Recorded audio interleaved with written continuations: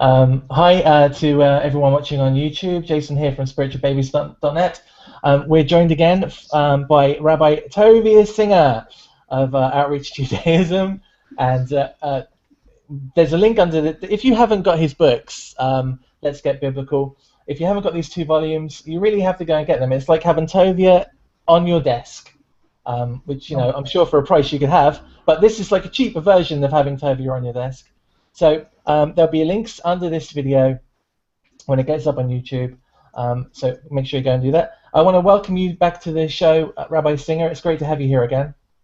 Oh my gosh, it's so great to be here with you. We actually just recorded another show earlier. It's always a blast to be with you. Very exciting, Jason.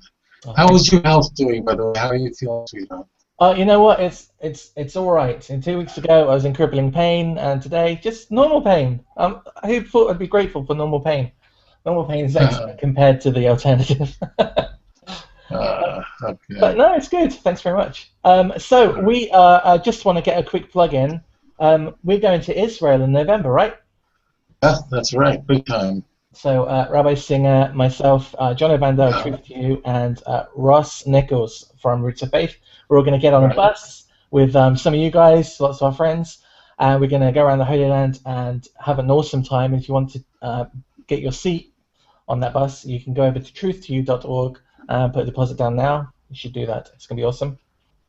So Laurie Lard, I'm sorry if I'm not pronouncing your surname properly, says, I have a question. I know we don't proselytize, but what if you have a friend who is a Roman Catholic and that friend is a genuine searcher for God? Is it wrong to teach them the rules of B'nai Noach? We hear this a lot. We don't proselytize. I don't know where that comes from. Because my Bible says that the central role of the Jewish people is to proselytize, is to be a light to the nations. Now, the question is, how do we do it? I think many Christians, even listening to the show, are pretty embarrassed by the methods and the behavior that Christians have engaged in their effort to convert people at the edge of a sword.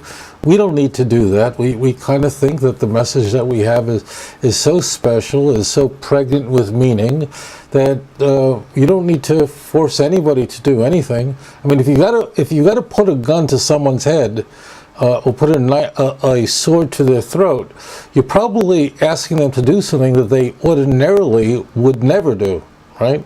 So what does that say about your message? Just think about that for a moment. So for example, when I go scuba diving, and I'm in Bali as an example, which is just about a 45-minute flight from where I am right now, very often my dive guides, because we usually dive there, and we do what's called muck diving. We're looking for little things, and you need a guide to show you how to find these things. Very often is a Hindu, and he tells me that tomorrow we have this offering or this sacrifice given to whatever god, some monkey god or something like that, and I tell every case I think about how I'm going to say it, and so on, but I share with them that there is one Hashem. There's the God of Abraham, Isaac, and Jacob. It's just important that you do it in a way that's not offensive, that's not hurtful. It's important to understand the culture of any particular group, but we don't proselytize. That was invented by I understand why, because Jews didn't like that the church were holding crusades and inquisitions, but I don't think there's anything. I mean, the 10 Commandments, I am the Lord your God, you shall have no other gods before me, does not leave a lot of room for Hare Krishna. Now, if you saw somebody smoking a cigarette, right, wouldn't you say to them, and if you cared about them, it probably is not a good idea, you can really harm yourself? You'd probably say it in a way that wouldn't offend them. If you do that just so they don't get heart disease, so they don't get a stroke, so they don't die 20 years earlier than they should, wouldn't you certainly share the 7 Noachide laws, which include how a person should behave? But just be very careful. You know, the Torah says something very interesting. The Torah says, "Hocheach tochiach hasamisecha." You should surely reprove or tell someone you care about a mistake that they're making. And then the Torah says the sin should not be upon you. That's what the Torah says. But and that's understood in 2 ways. Number one is that if you see someone who's doing something it's not good for them spiritually and so on, and you're silent, you let them just do it. You bear the responsibility of their behavior. So that's on one level. But then there's the second level, that is, be careful how you do it. Be sensitive, be thoughtful. In no way, you know, when I teach, when I lecture, I do shows almost every day. I try to present everything without ever holding back or watering down the message. And I think every listener who knows my teachings know that I've never been, you know, I always express what I believe, but I say it in a way that doesn't hurt someone's feelings. I try my best not to be hurtful. Not because it's like, oh, you know, say it in a nice way and this way they'll do it. It's because I really just don't want to hurt people. I really care about these people, and I really don't want to offend them. You know, so and I think a lot of Christians are embarrassed by the behavior of Jews for Jesus, but they do things in a way that is extremely offensive. So no, there's no you just think of how to express to them that, you know, you're probably better off not engaging in this kind of relationship or not, so on. But take your time and get to know the person and share with them in a way that won't offend them, that won't be hurtful to them, and they know that it's coming from a good place. You know, one of the things about Christians is, and that was very helpful to me, is I like them. You know, and I'm not, and you know, if you've been watching any of my shows, listening to any of my programs, you know I mean that. I really like them. I care about them. That's not necessarily the attitude that missionaries have toward me, but I really care about them. I like them. And because I like them genuinely, and I understand where they're coming from, I have a good sense of what their faith is, I therefore am able to just speak to them in a way, hopefully, that's not offensive, and maybe that's been helpful. I don't know. I mean, you guys out there would be the judge of that. But so just be careful in how you say things. Say things with thoughtfulness and so on. Yeah. And so when it comes to a relationship with God, if someone is doing something that you can see is harmful in their relationship with God, you're going to mention that. You're going to say, you know, you shouldn't do that. That's not the kind of thing he likes. This is the kind of thing he likes. It's up to you. I'm giving you the information. You're not forcing anybody, but it doesn't hurt to give gentle guidance, right? Yeah, and one other point I should make. You know, the missionaries out there, I mean, the hardcore missionaries out there say the nastiest things about me. And the reason they do that is because they don't want people to listen to me. So what they do is they engage in an ad hominem attack. Ad hominem attack is a fallacy, which means they say Tovia is a really bad person. I mean, they'll say anything. They've had websites that said I was a dancer in Chippendales. Don't ask me anything. You name it, they've said it. So, but the point is that what they're saying is, don't listen to Tovia because he's really a bad person. He's an anti-missionary and so on. And it works against them ultimately because the Christians are going, wow, he must be really evil. But at some point they go, you know what, let me just listen to a show he's done or a lecture he's given. And they go, wait, this guy is like nothing that I've been told by my pastor, by Jesus, by Chosen People Ministries. So by them misleading their parishioners in order to get them not to study with me, what they do is, once they realize that actually Tovia is like nothing that they've said, they're going, well, maybe other things they've said aren't true either. So it works against them. Just tell the truth. That's all. I mean, there are some missionaries out there who attack me in books. There's one guy who edited a debate that I did nearly 30 years ago. I mean, took stuff out. You will never, and I don't know how many hours of television and radio I do a week. You'll never hear me attack a missionary by name on air, ever. The people I've debated, with one exception, have been really gentle with me. There's some people who haven't behaved well, but I don't attack them. I don't do that. You certainly, don't attack people you debate with and so on and so forth. Again, most of the Christians I engage with are very, very respectful, have acted honorably, and I was very proud to share stages with them, and I look forward to some more of that. But no, I try my best to treat people in a way that I'd want to be treated. Yeah. I want to hear more about this Chippendale dancing. Oh, they've said God only. I mean, that's the norm. And there's one guy who said I murdered a missionary. I mean, that's par for the course. You're gonna get the loony. I mean, if you do this, you're obviously going to expose yourself to ridicule.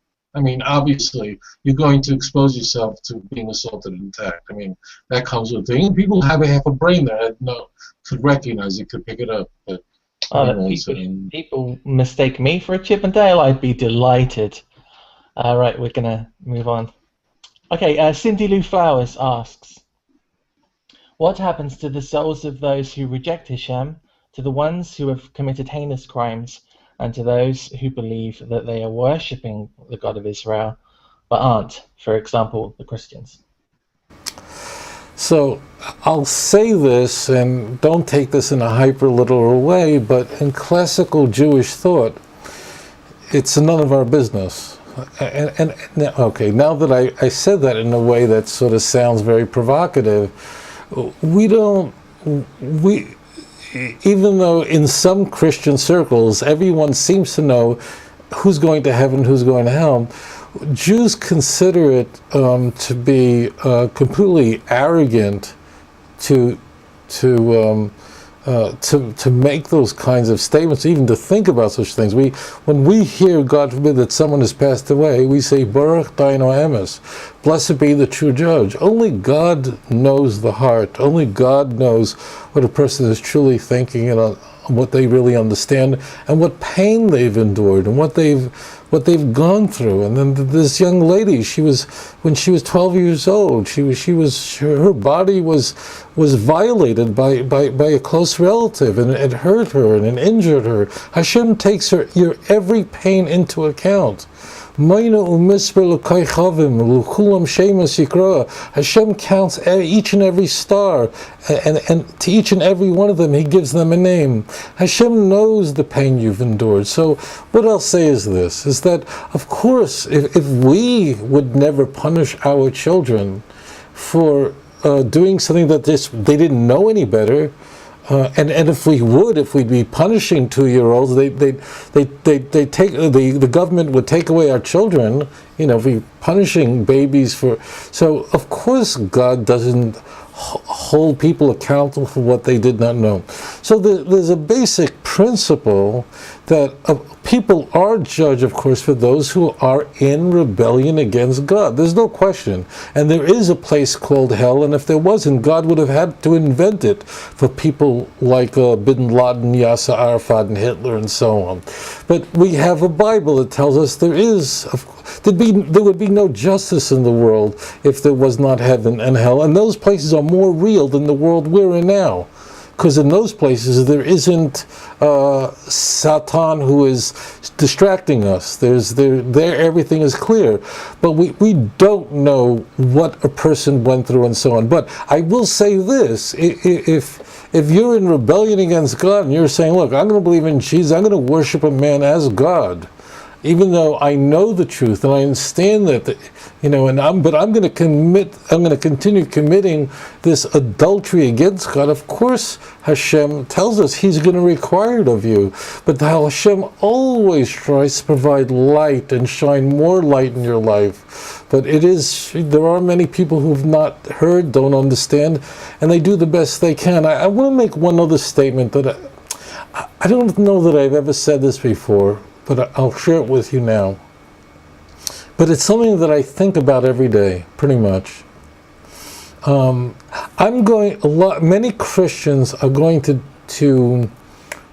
be upset with me, so I'm going to ask you not to be, because I'm just going to express something that I've observed in my life, because I spend a lot of time with Christians for the last 35 years, and it seems to me, I could be wrong about this, but it seems to me that many Christians will tell you they believe in the doctrine of the Trinity, and they believe that Jesus was God. They believe that. They'll tell you that. But in fact, if you really believe that, really almost none of the Christian Bible makes any sense. I mean, in John 5:30, when Jesus is saying, I can't do anything of my own, but of the one who sent me. I mean, how do you make sense of that if He and the Father are homoousia, of the same substance? So here's a thought that I've had for a very, very long time, and that is that Christians will say they believe in the Trinity, will tell you they do, will defend it up and down, but in reality, I think it's very clear to me that many, many Christians don't believe that. When they say they don't believe, they don't cognitively say this is a lie.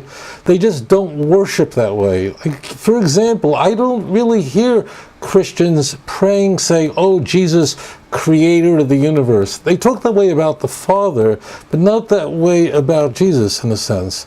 So what I'm suggesting is that the doctrine that was finally hammered out in 325, what is the doctrine of the Trinity, this fully Nicene Creed, many Christians will sign on to that and say, I believe that. But there's clearly a considerable number of Christians who say, Jesus is somehow subordinate to the Father. It's not that He humbled Himself, as you'll find in Philippians. It's not that the Father is ultimately the great God, and Jesus is His servant, and He does the will of the Father. And therefore, so there is no doubt in my mind that there are Christians who just don't want to go to hell, so they'll defend it, and they'll say they believe it, but they, in their heart of hearts, that's not what they're worshiping. That's not what's really going on. Now, so therefore, just carry this a step further. There is clearly a chasm between the group of Christians who do worship Jesus as God and really, really do, and those who say they do, but in reality and practice, they're not. Okay. Now, what is the extent of that delta? How great is that chasm? How large is that cleavage between those who say they believe but don't really believe, meaning they're not worshiping that way, and those who do? No one can know the heart. But I think many Christians say they believe in the Trinity, will tell you, they'll argue it to death. But do they? No, they see. That's why, I mean, when Jesus says, take this cup not of my will but of your will, how do you make sense out of that if you believe really in the orthodoxy of the Trinity that was hammered out in the 4th century? It just doesn't make sense. What does the cry of dereliction even mean? I mean, who is He talking to? Who is Jesus praying to in John 17? This is like a long prayer. Who is He talking to? Himself? It doesn't make sense. It's not about humility. It's they go, well, Jesus humbled Himself. That's based on what's called the Carmen Christi. It's not a question of He humbled Himself and so on. The point is, who was He talking to? And when He says He can do nothing of His own will, and there's a whole bunch of information the Father has that He doesn't have, it's so clear that the authors of the Christian Bible, the authors of the Christian Bible, we don't know who most of them were, believe that Jesus was absolutely subordinate to the Father, and everything that we see today as what is called Orthodox Christianity is in fact a much later development and was not the way early Christians believed. Okay, we have a question that's been asked by Kyle live on YouTube, and he wants to know what's going on with Zechariah 5. What is the flying scroll? What is the woman with stork's wings lifted between the heaven and the earth? Can you enlighten him a little on that? Yeah, of course. So this is, Zechariah contains 8 visions. Just a little piece about Zechariah and his contemporaries. Zechariah was among 3 of the last, very, very last prophets. Zechariah, Haggai, and Malachi. They actually were living in the beginning, in the early part of the Second Temple. So as a result of that, their visions, they're basically asking an angel, could you explain this to me? Because they don't fully apprehend what they're seeing, because God, I'm not going to go into it now why, but prophecy is coming to an end, and I probably have said this in another show, and that is that it's like when you're driving from one city to another city and you're listening to a radio station and you've got a 4-hour drive, and it's a great, you want to keep yourself awake when you're driving, so you're listening to the show, but as you leave the city, the signal starts to become staticky, and then you go, oh man, that was a great show, and then you got to listen to some show with country music. I'm kidding if you love country music, sorry, just kidding. So what's happening is, at this stage, there are visions. So for example, we have an Ezekiel also sees a scroll, he can read it. Zechariah really does not understand what he's looking at. What you want to pay very careful attention to in this image that you find in Zechariah 5 is the size of the scroll. The size of the scroll is 20 cubits in length and 10 cubits in width. Now you'll ask yourself, why is that important? Well, it is very important. That's precise, that is the exact dimensions. Go to 1 Kings chapter 8 and so on. Those are the exact dimensions of the doorway to the sanctuary. So what's happening, what we have in view here is, listen very carefully, is Zechariah is the prophet is telling us, here we are, we're building a second temple. And I want you to know that up until now, people who behave badly, and I'm talking about how they, not ritually, but how they behave in their honesty in business, being telling, not misleading people, not putting a stumbling block before the blind. God was letting those things go and punishing people individually. But this problem of how people behave toward each other, and we're given the image of this woman who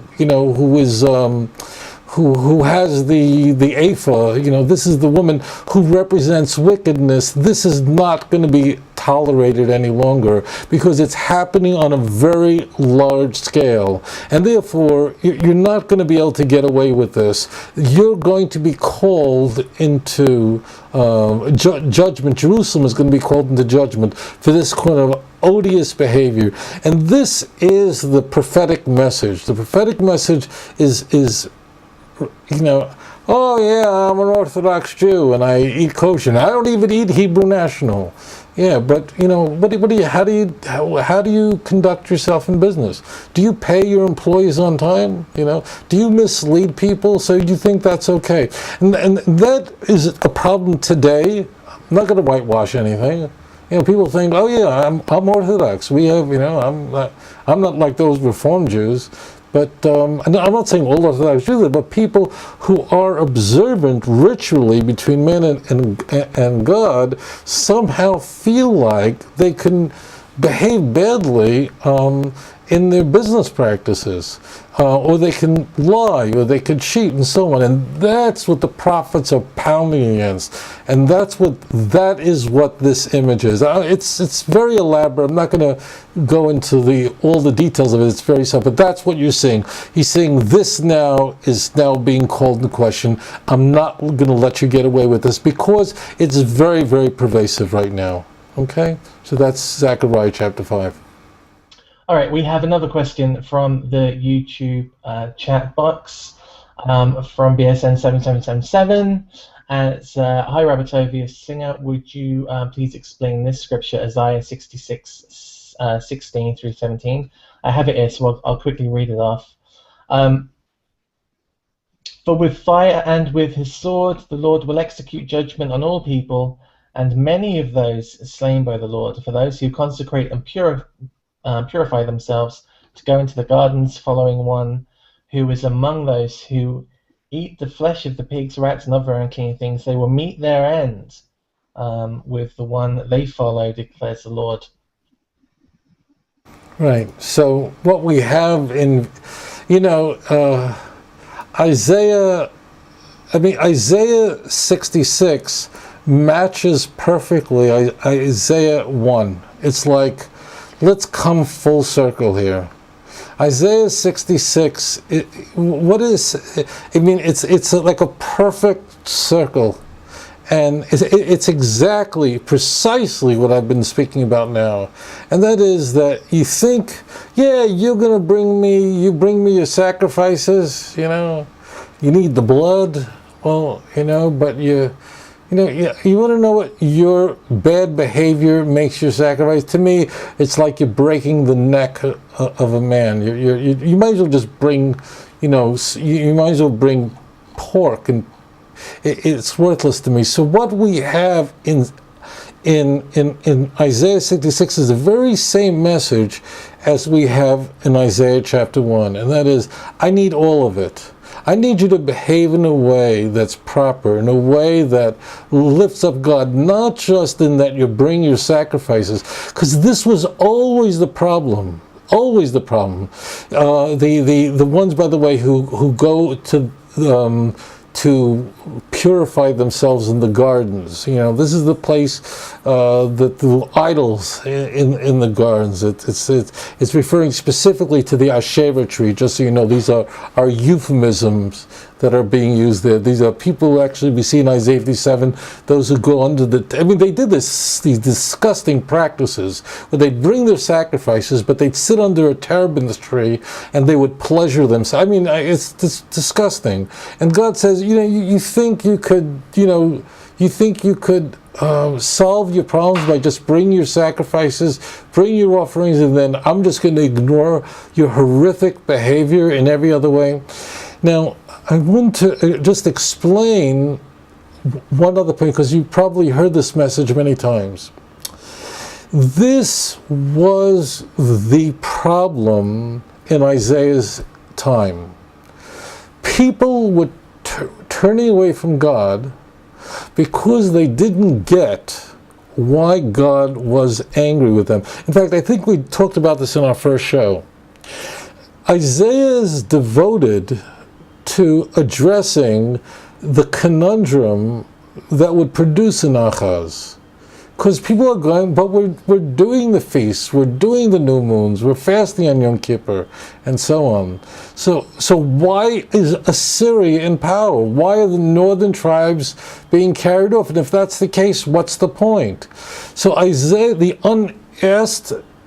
question here that's being asked is, why is everything going wrong if we seem to be doing everything right? Isaiah then goes, you're doing everything wrong, and none of the good things you're doing matter a whit if you are behaving badly in other ways. And what you do behind closed doors, and what you do under the trees, and how you behave in all that stuff matters. And therefore, get your life in order. You can't say, I'm going to be glatt kosher, but I'm going to be, doing all kinds of other things. It all matters, and in fact, that matters the most. So that's the big picture. Now, Isaiah also addresses those who are truly faithful and and that's how it ends. It ends very beautifully. If you go to verse 22, at the end of the whole book of Isaiah, of course, Hashem says over there that that ultimately everything will come to pass, everything will be made right, and people will repent. But that's what's going on there, and that's the basic message. That those who have sinned, who profane my name, will come into judgment. All right. Well, while we're talking about the prophets, Keita Johnson left a question on Facebook, and this was that. How can some prophecies in Isaiah and Ezekiel, etc., how can they have not been fulfilled yet, but those prophets still be true prophets? At what point do they become false prophecies? So I think the question there is, if we have prophets who have made prophecies that haven't come to pass, how are these prophets still regarded as true prophets?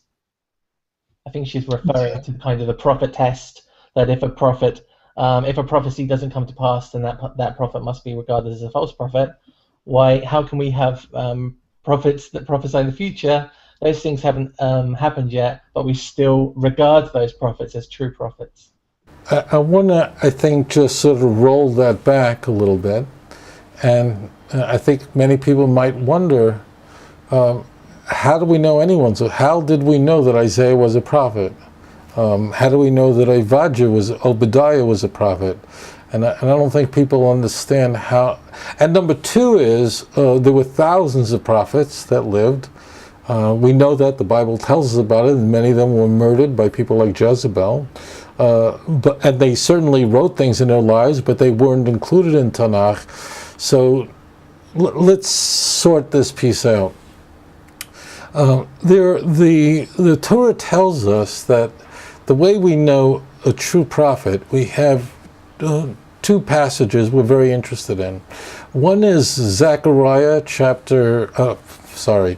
One is Deuteronomy chapter 13, and then we have a subsequent Deuteronomy chapter 18. And I'll just make this really simple. First of all, a prophet cannot teach something that is contrary to the Torah. He can do miracles. I talked on one show about the fact that this whole talking in tongues in the charismatic movement appears to be very nonsensical, and it is. But in fact, the Torah is really not that sardonic, and the Torah tells us that false religions can produce miraculous experiences. So I haven't personally been impressed with what I've seen, but maybe maybe I just haven't been exposed to it.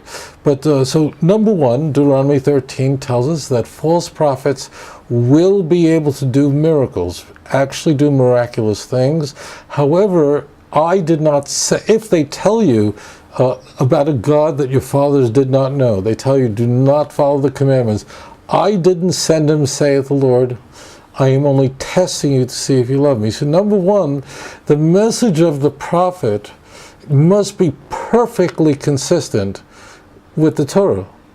If somebody says something it's done away with, Acts 10 or whatever it is, it's just done away with, then it's just not of God. I don't care what this person is doing. He can be making a whole cemetery come back to life. If that person is teaching anything that is not consistent with Torah, if he says, I am the way, the truth, and life, I don't think Jesus said that, but if he did, okay, I don't care what he did. I don't care if he went to the pyramids and made every king come out of the pyramid. It doesn't make a difference. It's not of God. God is only testing you. So that's number one. And number two is he has to be able to do things that are miraculous. And they were tested. The people who were purported to be prophets. Now, you didn't just become a prophet. You were in a school of prophets. A person was tested by the Sanhedrin, and they declared that this person was in fact a prophet. Now, a prophet then makes prophecy, gives forth prophecy about events. Most of it has nothing to do with the future. This is very much a Hollywood concept of what a Navi is. A Navi rarely talks about the future. Navi, the word Navi means to speak. He's a teacher. Isaiah hardly did any miracles in his life. I mean, how many miracles? I mean, I don't say in his life, but in the book of Isaiah, in 66 chapters, he wasn't a miracle worker. I mean, there are some, when Hezekiah was healed, Isaiah didn't even know what was coming. God said, go back and tell him. If you go back to Isaiah 38. So we have this kind of Wizard of Oz idea of prophets, that they had a crystal ball, and that's not was the role of a prophet. The role of a prophet was to make the people better by criticizing them. There were prophets like Elijah and Elisha who were performing miracles because it was needed for the generation to repent. So that's the first thing. Number two is that Isaiah prophesied about an event that would happen, an example, where it did happen perfectly. And I'm thinking of course, of Isaiah 44 verse 28, and Isaiah 45 verse 1, and 45 verse 13. And that's Cyrus, who lived 150 years later.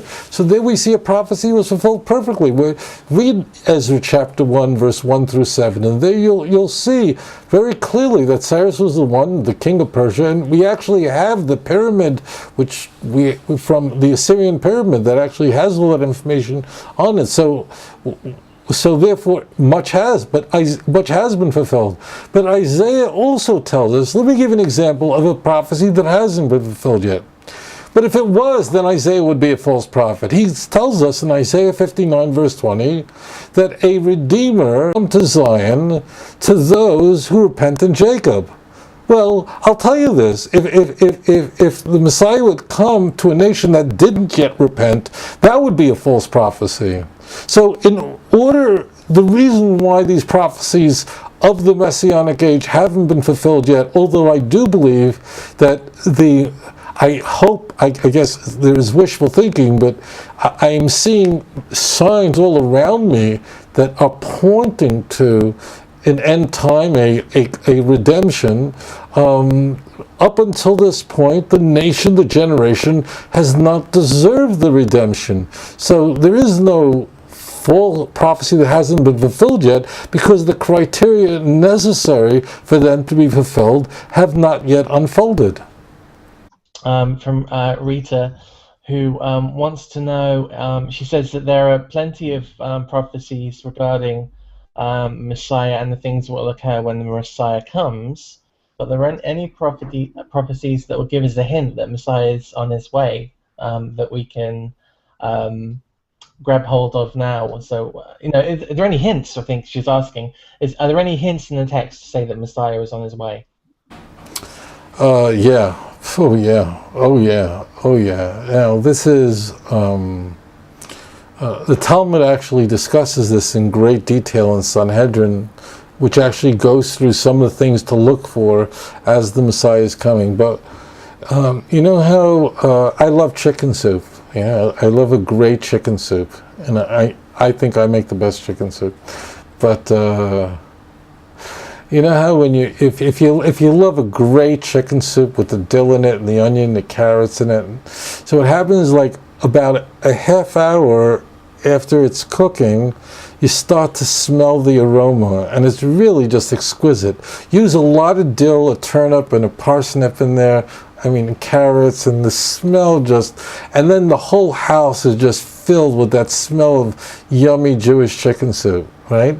So, and it's coming, and you wait till it matures, and chicken soup, about an hour and a half into it is just right for some people. Some people like it a little bit more.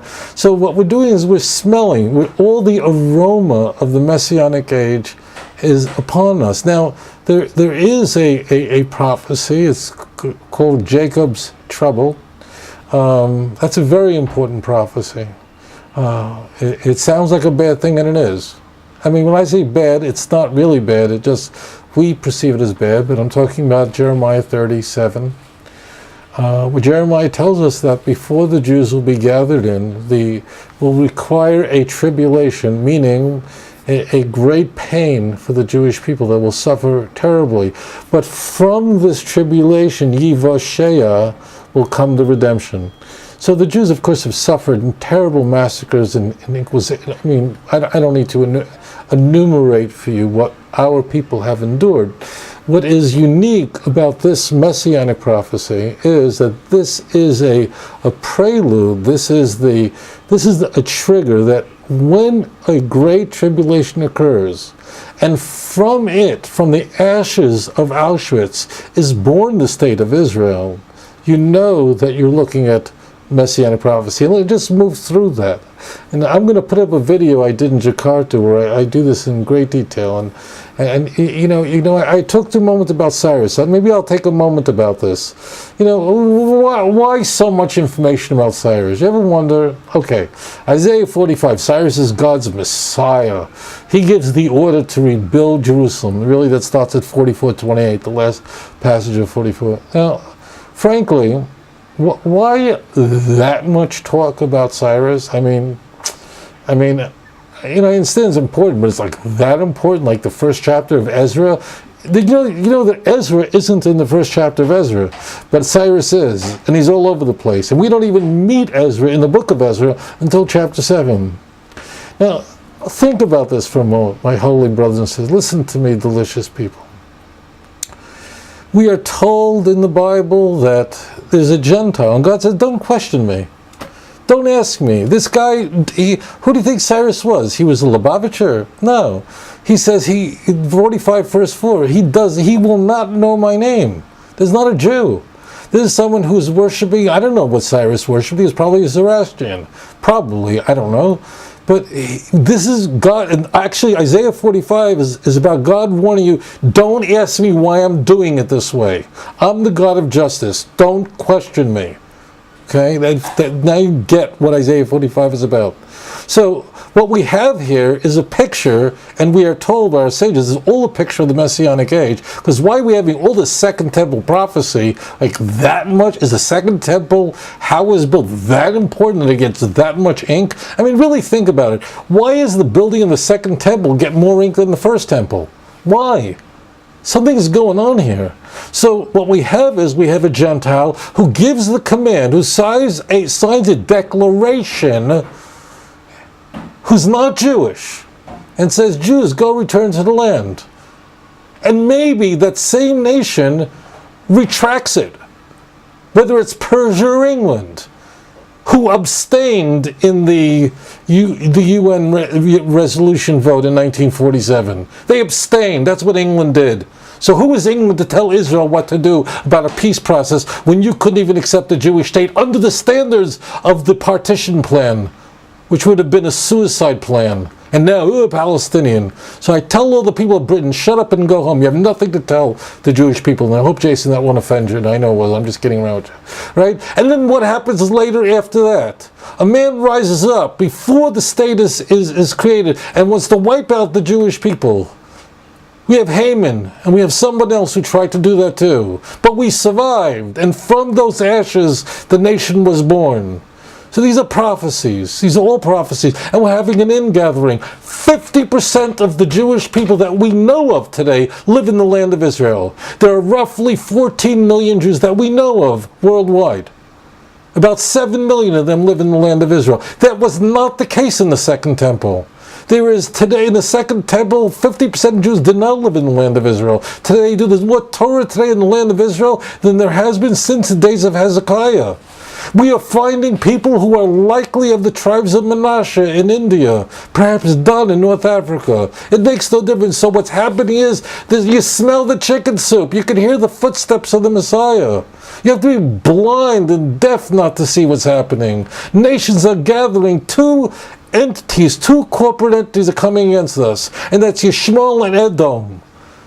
The Arabs and the Europeans are ganging up. They have no problem. There's no. I mean, Putin is committing genocide in Ukraine, killing people out like crazy, wiping these people out. In Syria, they're gassing each other. But Bibi made some statement about Arabs coming to the polls. Well, the Arabs happen to hate Israel. Oh, this is Israel's. And then America goes, Israel committed espionage against the United States. How do we know? Because we were spying on Israel. We found out they were spying on us. How stupid. What's going on here?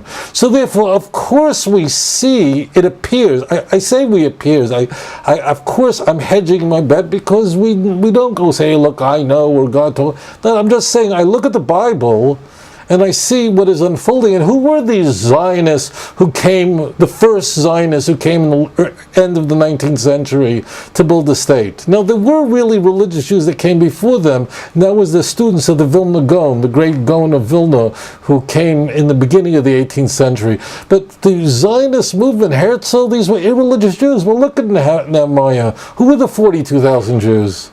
Yes, you had a Rabbi Cook who led them, but they were largely irreligious Jews. So am I going, wow, it's all unfolding before my eyes. I never hawk anything, but I did a film on this because our sages tell us that the Book of Chronicles actually has the map of the Messianic age, and there's a film on this, and it's I never ever ask people to buy books or anything, but it's available.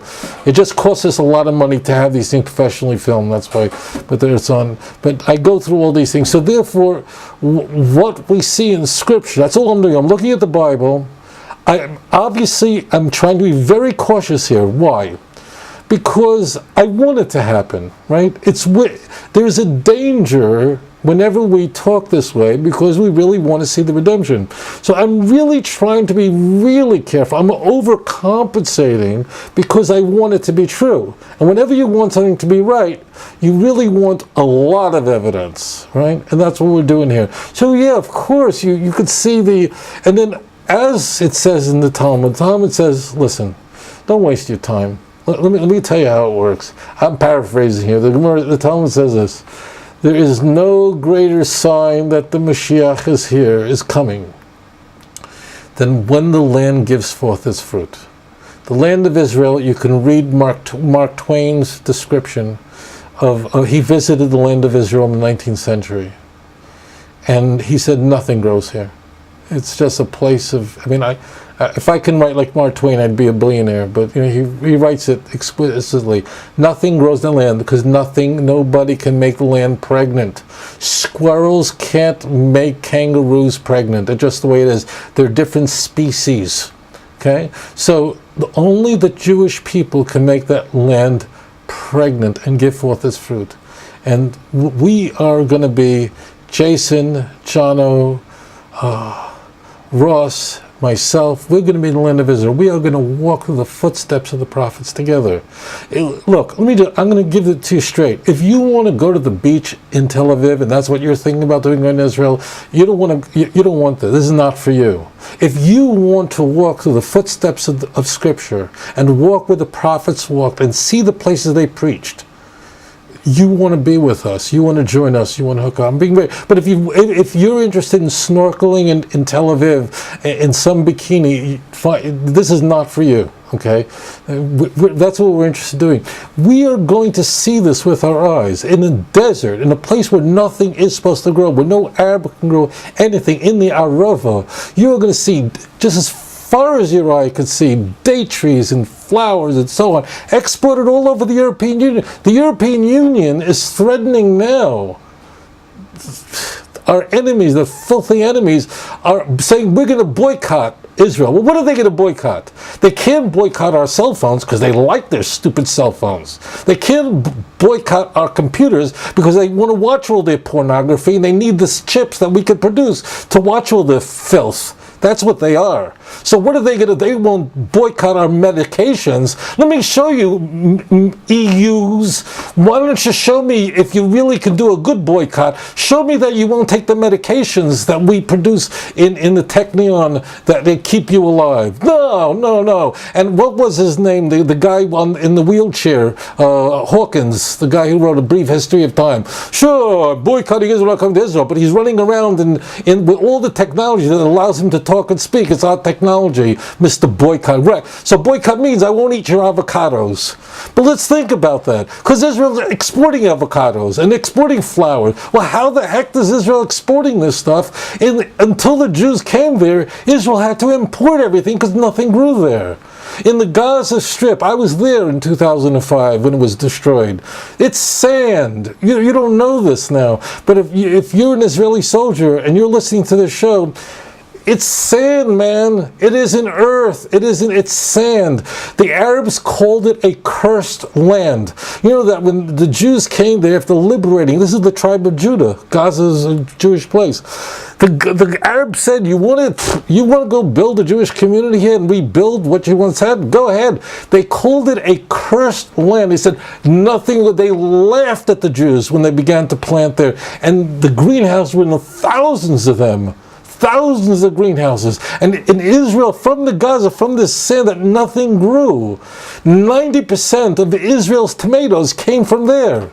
So, as our sages tell us, there is no greater sign that the land is saying, I mean, I don't know how many of you out there are a father, right? But you ever get that phone call from your wife, and you're at work, and you go, honey, I'm at work, I really can't talk, and she said, I want you to know something. We're going to have a baby. That ever happened to you? Did it ever happen to you that you go to the doctor and you get the test and the doctor tells you you're going to have a baby? Right? Remember how that feels? Oh, when you look at the land of Israel and you see dates growing in the middle of a desert, Hashem has something to say to you. You're going to have a baby. And it's coming soon. And we are living through the birth pangs of the Messiah, of the Messianic age. And if you've been to a delivery room, I've been there. It's until that baby comes out, it's all hell all over. The bomb is all over us, and everyone's all over us. And the European Union is cursing us, and American newspapers. I'm not talking about barbarians from Nigeria. I'm talking about world countries that were our friends are cursing us every day, except for Stephen Harper. God bless you in Canada, good man. But they're all cursing us. Hashem says, don't worry. We're going to have a baby. And the baby's coming, it's coming real soon. And that's how you know. And the land of Israel only has babies for the Jews. Remember that. It's happening now. And to you who are listening to the show, if you're a Christian, I care about you very, very much. This ain't a show, this is from my heart. The Jewish people, we're going to have a baby. We want you to be a part of it. Would you consider joining us? Doesn't mean you have to convert to Judaism. Just consider loving and kissing and holding the God of Israel. Would you do that? Would you consider that? Because we're going to have a baby. Yes, there are birth pangs of the Messiah now, I believe. I don't think anybody can doubt that. But we'd like you to be a part of it. And that's where it is. It's about, we're going to have a baby. That's what God's saying. What a perfect place to end. That was awesome. Thank you very much for your time, Rabbi Singer. Thank you very much, Jason, who is, I'm very fortunate to do a number of shows with, and Hashem should only grant you health, and, so many people are praying for you, and I can't wait to see you. We'll be together in the land of Israel. You just have to warn me beforehand if I can give you like a big, big hug, like really big hug, because you're going to get one. And I miss you a lot, brother. I very much enjoy spending all of our precious time, and today was a big treat. We got to record a show, which I'm not going to talk about now, and we got to do this show right now, and that's always exciting. And please send my best regards to your family. Thank you. And thank you to everyone that's watching and has supported me and supports the shows that I do. And so all the shows that we get to do at Tovia, there's the ones we do here on Truth to You, and Tovia spreads himself around so much, gives his time so willingly and freely. So I just want to publicly say from all the viewers, thank you very much, Rabbi Singer, for giving your time so much. I don't know how you find any personal time. But that was the show today, and we are done. So thank you for watching live. I appreciate that. And if you weren't, I'm not going to speak to you again for a whole week. And that's it. We are done, and we'll see you all again very soon. Bye-bye.